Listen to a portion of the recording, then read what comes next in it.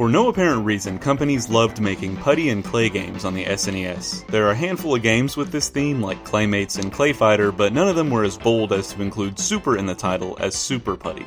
Super Putty is a platformer with that kind of retro game absurdity that defined the era. It's completely random, and I would bet my $10 copy that it is nothing at all like what you're expecting.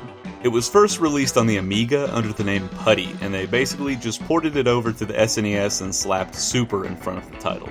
It's time to see what we can squeeze out of Super Putty on the Super Nintendo and determine if it's a play or nay. Okay, I have to start with the story. I have to. Listen to this.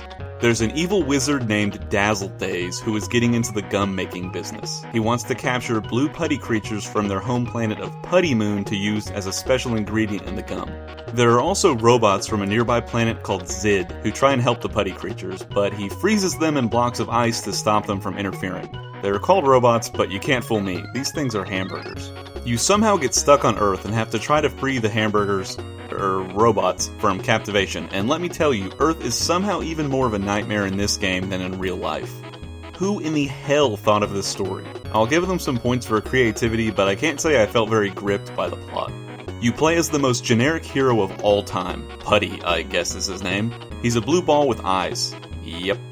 He can jump or stretch to get around and punch, explode, or absorb enemies to kill them.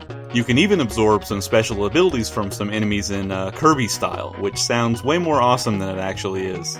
The movement controls are kind of delayed and clunky and are always either too fast or too slow. You can get around really quickly by stretching, but you never have more than 1 inch of free space before you run into enemies. Jumping is slower, but is about the only safe option most of the time. Punching has a tiny reach and absolutely sucks. It barely kills anything and does actually nothing to the majority of enemies. You can only punch to the left or right, so if there are bad guys above or below you, you're just out of luck. You can mash the X button and puff yourself up, which makes Putty explode. This essentially kills everything on screen but rips a big chunk out of your health. Pliability? This is a great way to clear the screen, but the health loss part makes it something you can only use rarely. The absorbing mechanic feels clumsy and terrible. You hold down to turn into a puddle and can absorb some smaller enemies and items. You're invincible while in puddle form, which is nice, but you can't move and it has a small delay going in and out of it, so it's slow and awkward to use like everything else. Your main goal on each level is to find the Zid robots, absorb them, and return them to a rescue point. You can see how many of these robots you need to save on each level, and you normally can only carry one at a time. On the earlier levels they're frozen in blocks of ice, but later on they just randomly walk and jump around like they don't even want to be rescued. Sometimes they're scattered throughout the stage, but in the later levels they're typically huddled together at the very top. Get used to going up and down each level like 4 times because that's all you're going to be doing. If you absorb certain types of enemies, you can use their powers, which is, again, slow and clunky. You have this annoying little transforming animation that plays every single time you use an ability. There are 5 or 6 different worlds with a few stages each. Each world is colorful, but the graphics are just bad and look like they belong on the NES. All the levels do have a lot going on. Tons of traps, enemies, robots to save, rescue points, elevators, health pickups, you name it. They start out a little difficult and get downright ridiculous. To make everything a million times worse, there is no continue option or password system, so if you want to drag yourself through the brutality of the later levels, you're gonna have to keep beating the earlier ones again and again and again and again. At the start of each stage, it shows you the same instructions about rescuing the robots, like you haven't figured it out 10 stages in. They also list out a boss for the level and some bonus enemies that give you extra points if you manage to kill them. It's like they just made the largest enemies on each stage the boss because they aren't actual bosses and typically aren't even the hardest things to deal with. One thing I will give them credit for is the huge variety of enemies. Each stage might have 5 or 6 different types of enemies, and different stages inside of a world usually even have unique ones. However, you won't have any time to appreciate the design because you'll be trying to keep yourself from having a stroke while avoiding them. You're given absolutely no clue how to kill each enemy, and have to use trial and error until you figure it out. Some really basic enemies will die from punching, but sometimes they won't, and just drop down to a floor underneath you. Sometimes you can only kill a monster by absorbing it, but you'll take damage from getting close enough to even do that. Other times you have to jump on an enemy or use a special ability, or even your self-harming explosion. Most enemies respawn in like 15 seconds, which is infuriating. You have to go up and down each stage several times and end up killing the same enemies 10 times each. You either have to continuously kill the same enemies or try to miraculously make it past them, but you better decide fast because each level also has a timer, like the game wasn't hard enough already.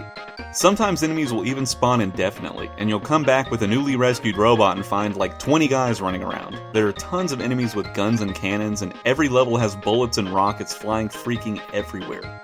To make things even worse, if you touch an enemy, you can take like 10 hits in a second and lose half your life bar from the slightest misstep.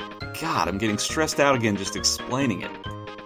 Lots of the time, these quirky little obscure titles have surprisingly great soundtracks that manage to pull them up from the depths of mediocrity, but the sound design in this game is honestly pathetic. Listen to the beginning of the main theme.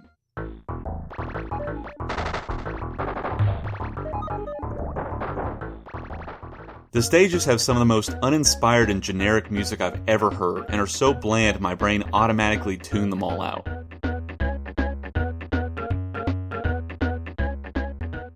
Most enemy sounds are loud and annoying, and are spammed all throughout each level.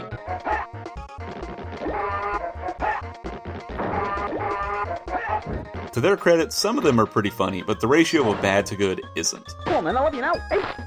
For some reason, half of the sounds you make as Putty are burps and pops and farts, and they don't fit in with anything or make any sense. Oh man, I totally forgot to mention one last shining star of the game. There's this godforsaken cat who is apparently named Dweezil and is your arch nemesis. He shows up on some levels as an actual enemy, but will also occasionally rip through the screen to yell some infuriating insult at you when you miss a bonus. You're bad.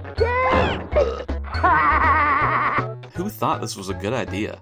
If you get a game over, you get this wonderful close-up of his face and he taunts you even further. You're bad. Look at it. I seriously cannot picture a more aggravating thing to see when you die.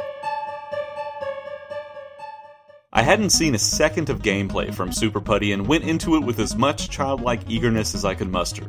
I tried to play it strategically and I was hoping it would show me a fun Friday night, but man, I was wrong. This game just flat out reeks of mediocrity. It doesn't offer anything you can't find in a million other way more fun games, and the difficulty and lack of any sort of continue or password system makes it more and more frustrating the further you get into it.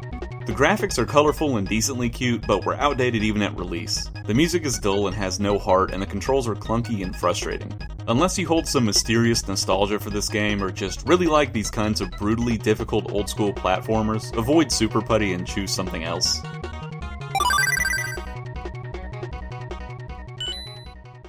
Thank you for checking out my video! If you liked what you saw, please like, subscribe, and click the bell to see when I post new videos. I'll be reviewing tons of older games to see how they've held up over the years, and if they're still worth playing these days.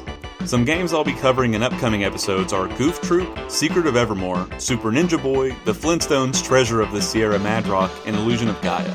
Your support for these videos goes a long way in their creation, and I really appreciate you taking the time to watch. That's all the time I've got for today. My name's Ben Madsen, and I'll see you on the next episode of Play or Nay.